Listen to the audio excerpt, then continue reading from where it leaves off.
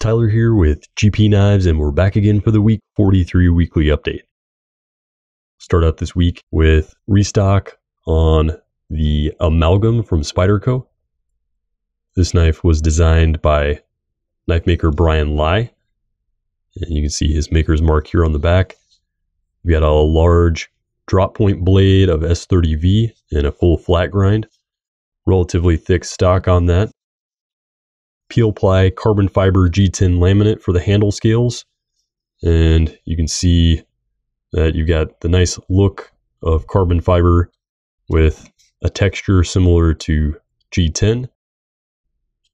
Open back construction, skeletonized stainless steel liner with compression lock, and a 4-position hourglass pocket clip and lanyard hole there at the back. Take a look at it with the PM2. So you can see the handle is not going to be much larger than the PM2. They really pack a lot of blade in there. You can see even with a forward finger choil, it's going to have a bit more cutting edge than the PM2. And it is a bit wider in the blade and has a more robust tip thanks to a more minimal distal taper. So we'll just take a quick look at these together. The Amalgam does have a ball bearing pivot, and that allows for a very smooth operation and deployment via either the index flipper or the Spyderco round hole. So here again, you can see the footprint, not much larger than the PM2, but delivering a fair amount more in terms of cutting edge and blade length. And you can see the overall thickness here is going to be pretty similar. And I'll quickly show the various methods for deployment. So as you can see, deployment on that is very smooth and fast, very comfortable in the hand in multiple grip positions. You do have some jimping on the spine there for added traction. So if you're looking for a very compact folder that's going to deliver a lot of performance in terms of cutting edge, the Amalgam is going to be a great choice.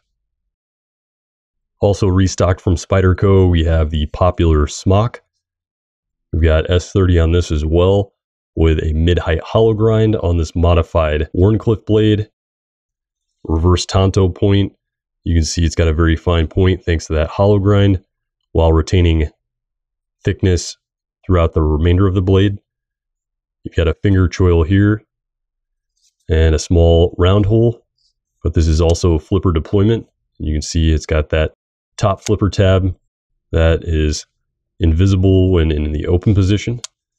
Another compression lock. This one is operated by this button on the front of the handle, so a little bit different in terms of the operation, but the lockup is going to be the same internally, and you can see that in here with that liner and stop pin.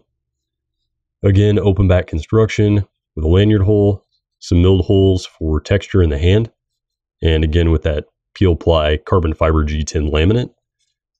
This one's got only a 2-position hourglass clip for tip up only carry. And again, just demonstrate the various methods for deployment. The Spidey flick is a little trickier on this one, but it can be done. And we'll take a look at it here with the PM2. So again, pretty comparable in size. You've got a bit less cutting edge on this one with a similar size blade. Blade stock thickness is going to be a little thinner, but more robust all the way out to where the hollow grind transitions into the point. Where you're really going to notice the difference on these two is going to be in the footprint. So you can see the Smock is going to carry pretty well. Overall thickness is going to be similar. And then the functional grip area is also going to be similar on these two as well. So a great option for a PM2 size knife for carry in a much different design and functional platform. And last in the restock from Spyderco, we have the ever popular Spydiechef, a Marcin Slysz design.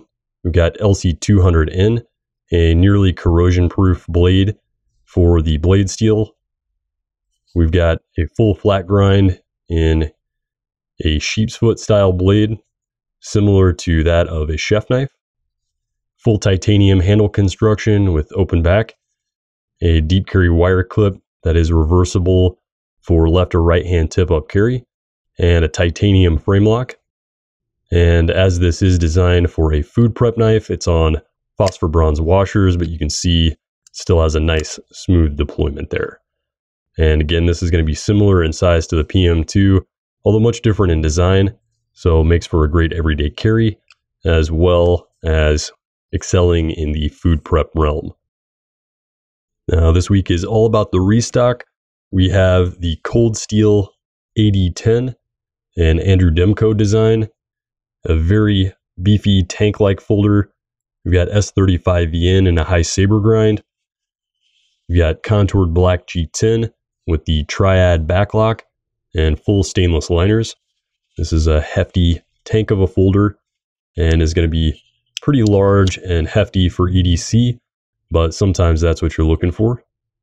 You've got a very large stainless steel clip that is set up for left-hand tip-up only carry, but it does come with a secondary clip if you wish to set it up for left-hand carry. Mid-back lock and dual thumb studs allow for ambidextrous operation. And you got a nice lanyard hole here at the back. So a nice hefty knife, very comfortable. Again, a bit much for most people's EDC, but if you're looking for a tank-like folder that can handle nearly anything, then this is definitely an excellent choice. And you can check out the full overview for that on the channel as well.